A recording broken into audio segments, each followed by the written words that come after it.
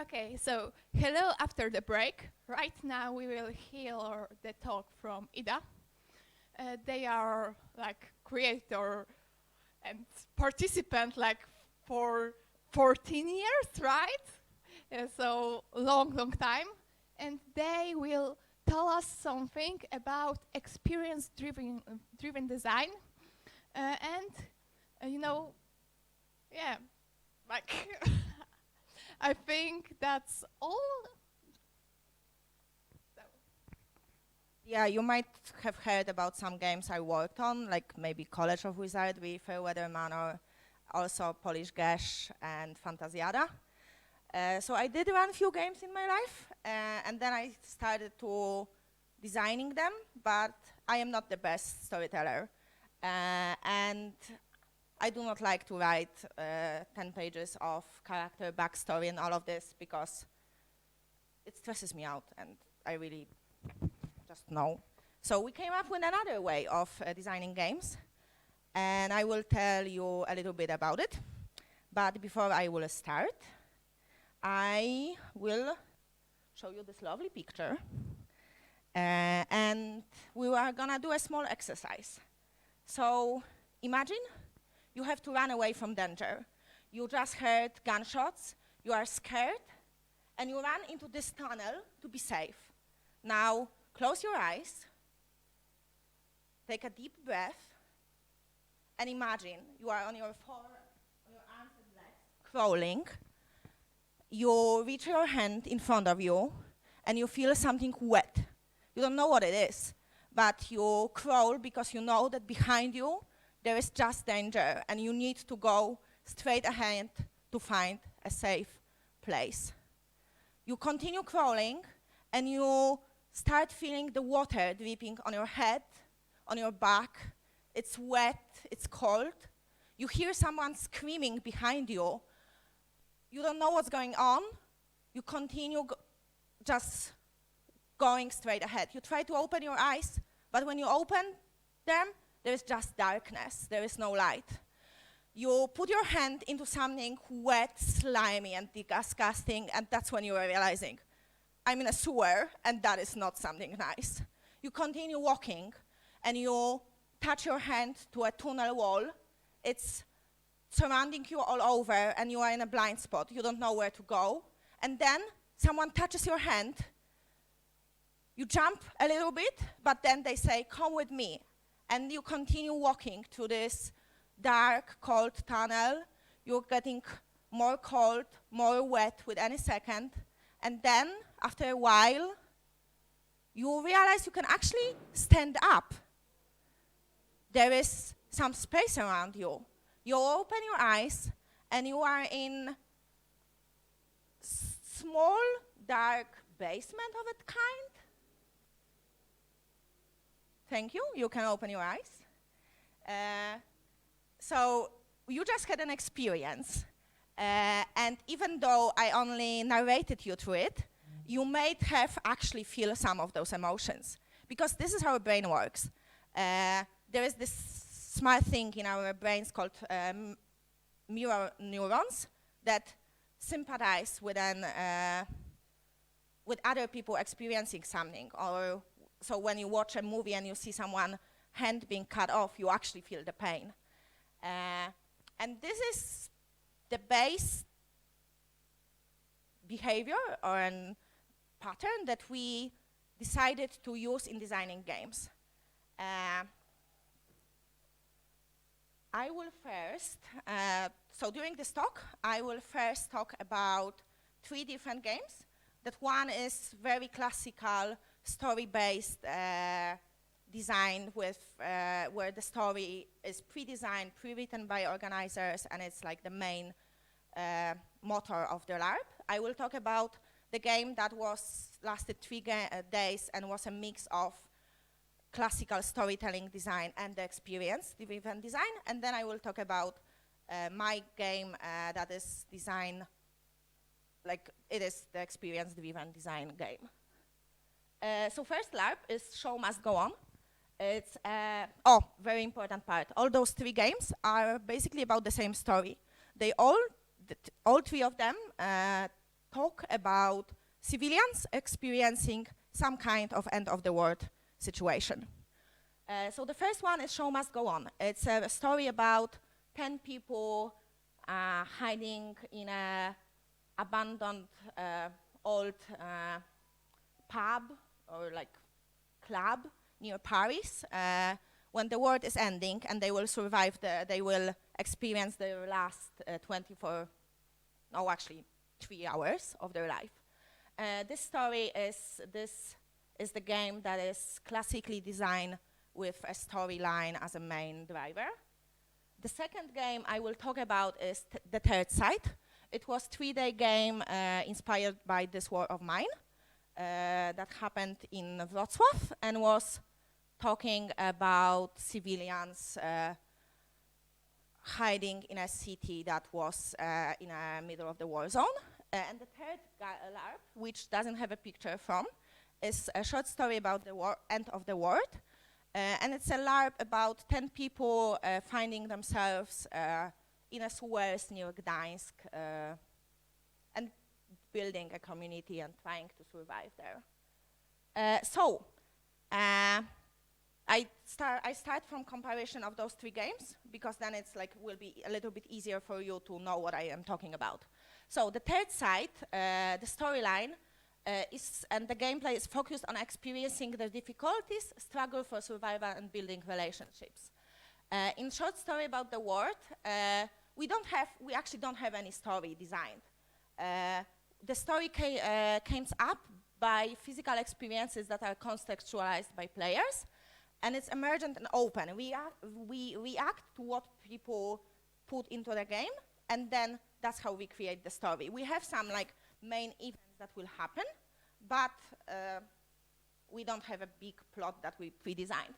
And then there is a show must go on with storyline based on relations between characters. The storyline is like on some way closed. Of course, it can have different outcomes, but there is only moderate amount of those outcomes.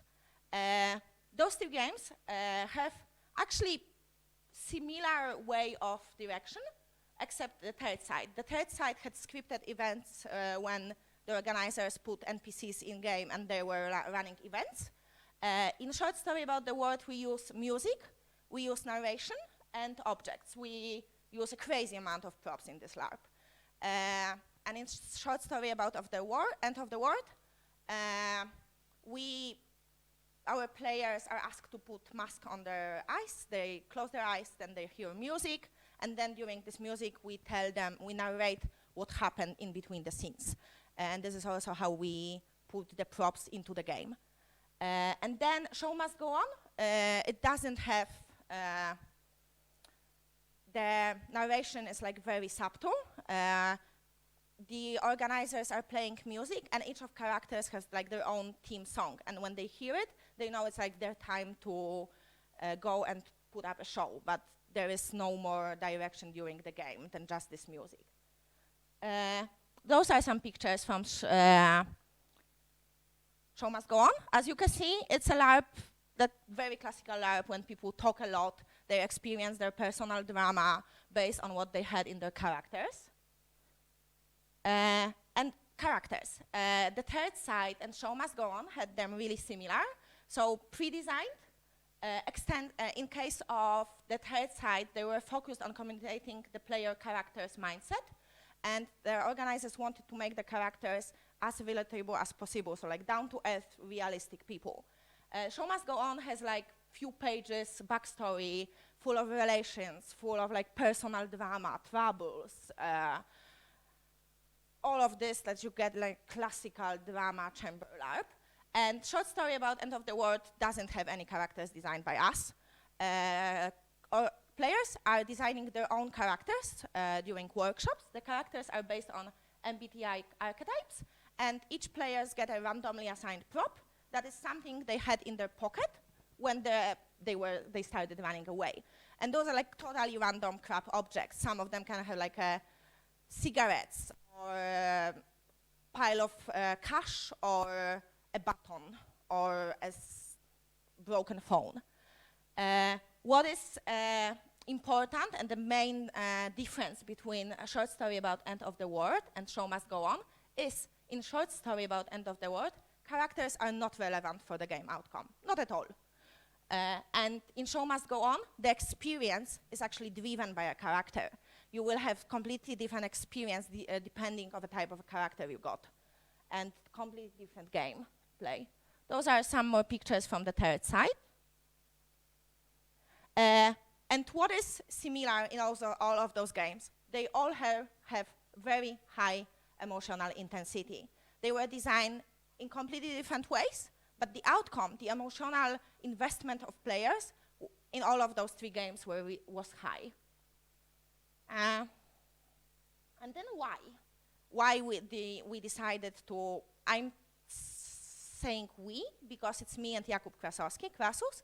We designed Show Must Go On together, and one more LARP, Second Life that I talk about a little bit later. So that's I am using the plural we, not because I'm royalty. Me personally, I have a personal interest in experiencing life and LARPs in mindful, focused on physical experiences way, and being 100% in now and here. And also on using different senses than just like my sight or my here. Yeah, I do like to experience the life and LARPs like with full range of different senses. The other reason is that I am not a writer, and I realized it's not end of the world. I don't need to be able to write complicated backstories and characters to design and run LARPs. And that was like a very breakout moment for me because I realized, okay, I can actually design LARPs, nice. And also, there are probably other ways. That is just the way that speaks to us the most. And also, you know, it's easy because we are lazy and we don't need to write so many materials for the game. So how? I am not a scholar or a psychologist, so like all of the stuff I will be talking about comes from my experience and my observations. But we talk a lot about the fact that the emotional context of LARPs is real. Even if the stories are made up, we actually experience those emotions, we feel them, and our brains don't see the difference. They are real for us. And we are started to thinking why the emotions experienced during LARPs are real. And our intuitive conclusion was that, as I said, the brains on some level don't see the difference. And especially what makes it easier is if we put our bodies in realistic physical experiences. If I will be cold or hot or hungry, my emotions will be more intense and more realistic. Of course, that is not the only way of tricking our brains to believe that what they are experiencing is realistic, but that's the way we decided to go with. And it turns out that neuropsychology gives us some theoretical explanation. You can read a little bit about a thing called neuroception and mirror neurons. And one more thing, we as humans, we are natural storytellers. We tell stories since forever, and we need to tell stories for our experience to make sense. We will do it. If I will have a car accident or I will burn my hand, I will build a story about it to prevent it in the future and like for the experience to make sense. And we came up with this conclusion that if we give sensory input to players, they will get emotional output because they will make the story in their head, even if we don't give them a story.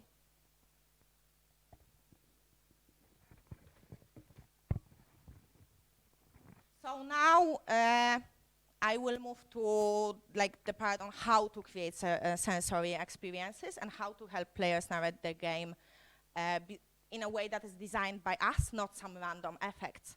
And you know, we want to make this relevant to our LARPs and be sure that what we are putting inside makes sense in the LARP design. Because we can just think about different physical experiences and randomly dump them in the game. And then probably it will work on some way, but not as good as as if we would come to doing it in a conscious way. So if you want to focus your LARP, design your LARP in like experience-driven way, think about what effect do you want to achieve. Do you want your players, how do you want them to feel? Do you want to have like a good feel story LARP, or do you want to have a LARP that will mess them up emotionally? Think like about the effect of your LARP. And then think about the emotions that are connected to this goal. And then think like about your personal experiences and like how it is easier for you to feel this emotion. And then the last thing is like, can you do it as straightforward as possible? And when I mean straightforward is not symbolic. So players can physically experience some version of the situation that LARPs talk about. So straightforward in a illusion 360 degrees kind of a way. So can you do it straightforward so the physical and emotional layers matches the game world? You don't necessarily need to, but it can do wonders. So back to the tunnel.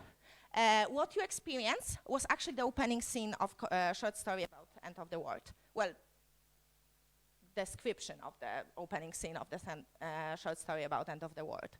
Because we actually do put players in a dark, wet tunnel with slime in it.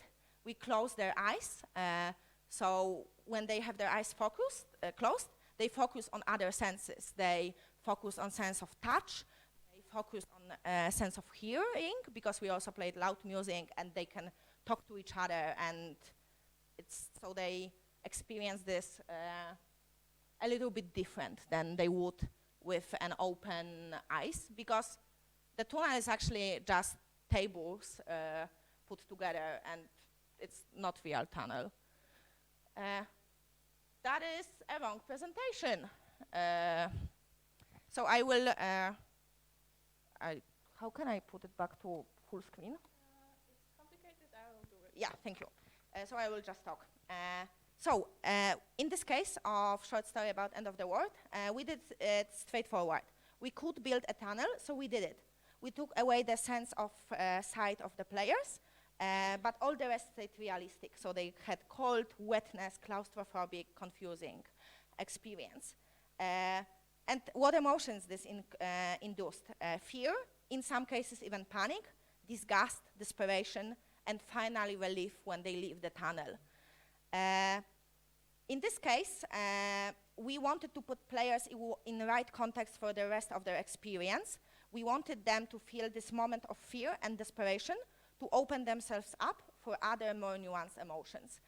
An additional effect is high immersion from the first minutes of the game.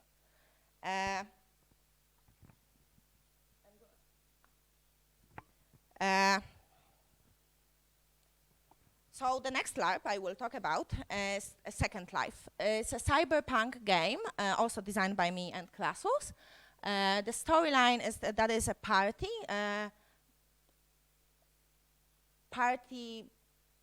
caused by occasion of having a premiere of first actual working virtual reality system.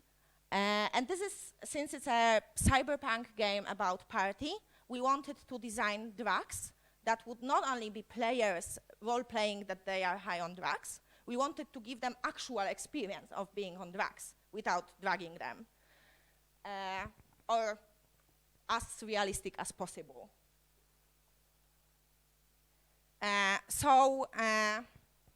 We wanted to achieve better contact with inner selves of characters and on base level realistic drug experience.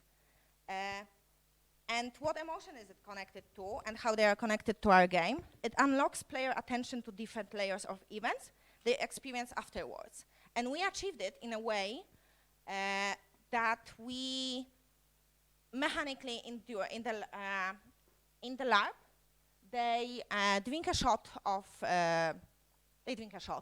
And then after a while, we take them to black box when they have some time of inspired by guided meditation experience with our NPC Meg, the lady in white. She has their eyes covered and guides them to meditation type of an exercise when they have their hands touched by weird objects like a hairbrush or a slime or something cold or wet. So we, again, are taking their main sense to focus them on experiencing the world a little bit different. She also talks with them, asking players questions relevant for the characters that are revolving around the who I am, which is the central question of both our game, but us, and also the whole cyberpunk genre. And in this case, it's symbolic, because we are not, the scene is symbolic, it's a black box, but it feels real because of context.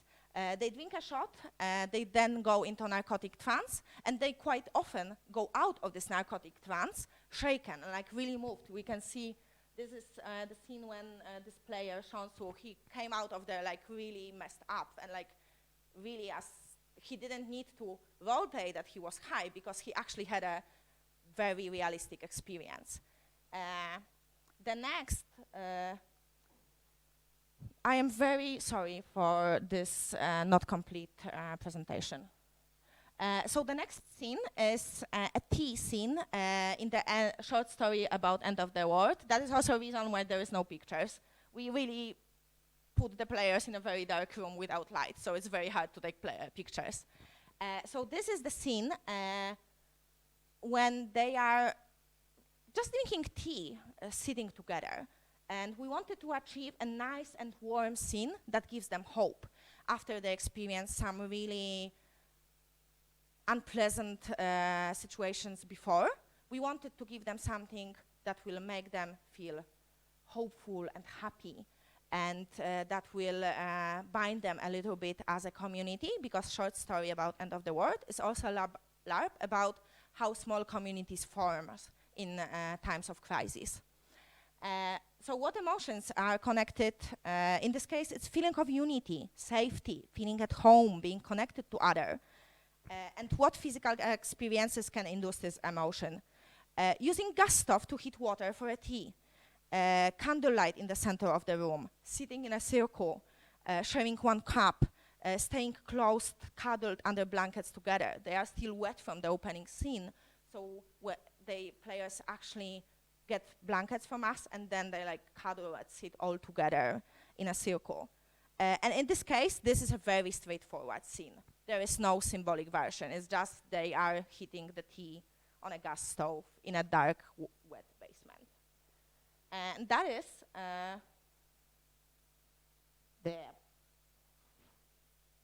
that is the last. Why are you not working? That is the last case that I wanted to talk about with you. So now, if you have any questions, I am happy to answer them. Oh yes, those are also photo credits of people whose pictures are used in the presentation. And if you want to find us, we have a Facebook profile called Stimularpy. And thank you, this fluffy, lovely cat, and me. We are grateful for you to coming. So now questions. Any questions? Thank you for presentation. I use close designs, but my question: what experience the most difficult to realize for experience design? Can you please repeat? What experience most difficult to make in game? I think they are all on some way difficult, because at least for us, the most difficult part is like coming up how we can simulate stuff. So for example, how do you actually put players in a way that they feel like they are having a drug high? Because like how do you role play that? And then we just, when we approach this, we are like, we try to undress the scene we want to perform, like to the base level, and then came up with, and we think a lot about like what is the way we can do it. What is hard? Building a tunnel in a conference room that has carpet. That is hard. In a way that carpet will not be stained in blood. That was hard. Yeah, those games are, you cannot run them everywhere because of there is a lot of water and blood and slime in the case of short story about End of the World.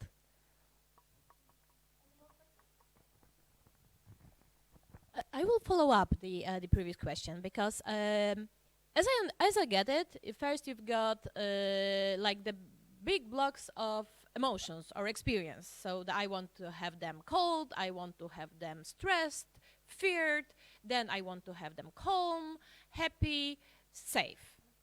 And you have this chain, for example. And how do you research the ways how to approach the state of mind and the state of emotions? By meditating, by internet. Also, we watch a lot of like we watch movies and try to recreate the scenes from movies. Also, in my case, mindfulness, meditating, and like my personal experience with experiencing emotions. But that is something it's probably the most tricky part. It gets easier with time. I want to ask, have you used smell, the sense of smell, like oils or something like that, to induce emotions as well? Yes.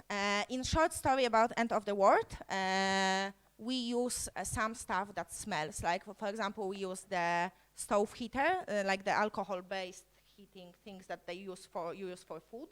So those things. We didn't yet use smell like in a really intense way. We are thinking about implementing it in our next game. And also, I think we will, for the next short story about End of the World, I will just take contains of my trash can and put it somewhere near them so they can smell, not only feel the tunnel. Okay, my question is, how do you interconnect these scenes with the main story? Or is there a main story, or these LARPs are just about the emotions? In case of short story about End of the World, we narrate the scenes. So the players first go into the tunnel, then they have opening scene when they get to know each other. They had characters that they came up, so like it comes up naturally. And then we, in case of a short story and about of the world, they talk a lot between each other, and then we react about what they talked about, and then we narrate them in between the scenes. In case of Second Life, that is actually a LARP with proper storyline. A very simple one, but there is a storyline there.